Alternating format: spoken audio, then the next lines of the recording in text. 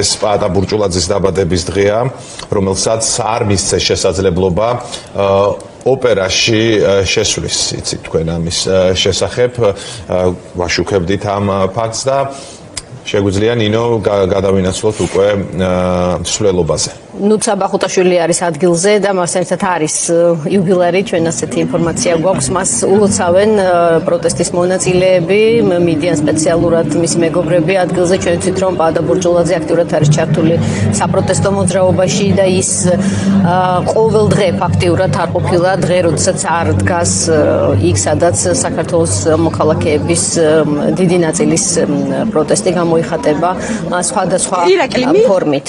ნუცა არის ხაზზე, როგორც ვიცი, ნახოთ რა განწყობა აქვს პაატა ბურჭულაძეს მსოფლიო ბანს, რომელიც არ შეუშვეს ოპერისა და ბალეტის თეატრში იმისთვის, რომ აღნიშნულიყო მისი იუბილე. ნუცა მსოფლიო ბანის 70 წლის იუბილეს დღეს ხვდება იქ, სადაც საქართველოს მოქალაქეების დიდი ნაწილი უკვე 77 დღეა დგას. ახლა ამ წუთებში იწყება მსვლელობა. ეს მსვლელობა ეძღვნება პაატა ბურჭულაძის მსოფლიოში ცნობილი ქართველი ბანის 70 წლის იუბილეს. ამ ფორმით პაატა ბურჭულაძის დაბადების დღის აღნიშვნა გადაწყდა მას შემდეგ, რაც ცნობილი გახდა საზოგადოებისათვის, რომ ოპერისა და ბალეტის თეატრმა პაატა ბურჭულაძეს მსოფლიო ბანს შეიძლება ითქვას საკუთარ დაბადების დღეზე ოპერისა და ბალეტის კარი ჩაუკეტა და არ მისცა შესაძლებლობა აღენიშნა დაბადების დღე. ეს მიმართვა თვეების წინ გააკეთა. მოგესალმებით ბატონო პაატა, პირდაპირ ეთერში ვართ, გაგესაუბრებით თუ შეიძლება გილოცავთ პირველ რიგში იუბილეს. გითხარით რა განცდა არის?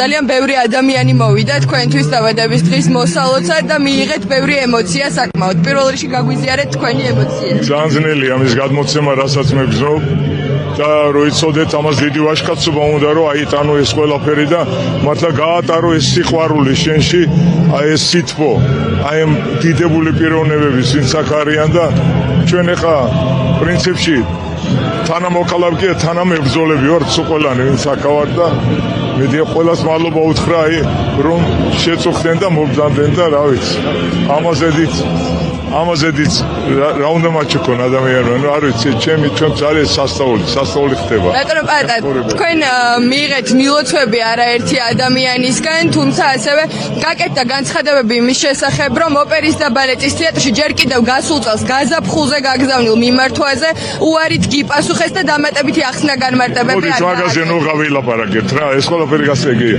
მაგრამ გამოვიდა ის, რომ ცხოვრებაში აი ამისთვის მიცხოვრია.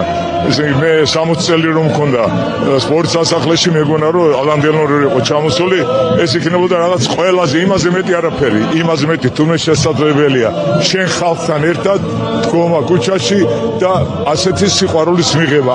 ამას უკვე მართლა ვერაფერი ვერ შეეძრება და დიდი მადლობა ყველა თქვენთაგან საკმარტო მოსულებსაც კი არ ყველას, ვინც კი წერს და მადლობას მილოცავს. დიდი მადლობა. ძალიან დიდი მადლობა პაატა ბურჭულაძეს უსმენთ. მე თეონა ჯორბენაძესაც გავესაუბრები. გამარჯობა ქალბატონო თეონა, პირდაპირ ეთერში ვართ.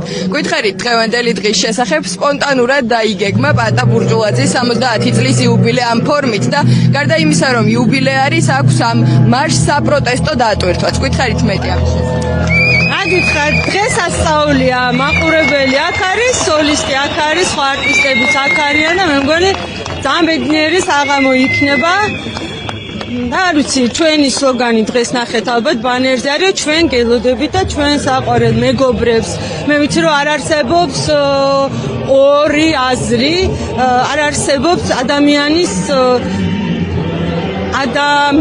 და ადამიანობის შესახებ და მე ვიცი რომ ამაში ყველანი ვართ ერთიანები. ძალიან დიდი მადლობა თეონა. ქალბატონ თეონა ჯორბენაძეს უსმენდით ახლა თქვენ მარში ნელ-ნელა იძურება. მე შევეცდები გავისაუბრო სხვა ადამიანებსაც. მერაბ სეფაშვილს ვხედავ აქ და შევეცდები გადავინაცვლო მისკენ. ხალხმრავლობა არის, როგორც გითხარით, ცოტა გვიჭირს გადაადგილება. ბატონო მერაბ, გამარჯობა.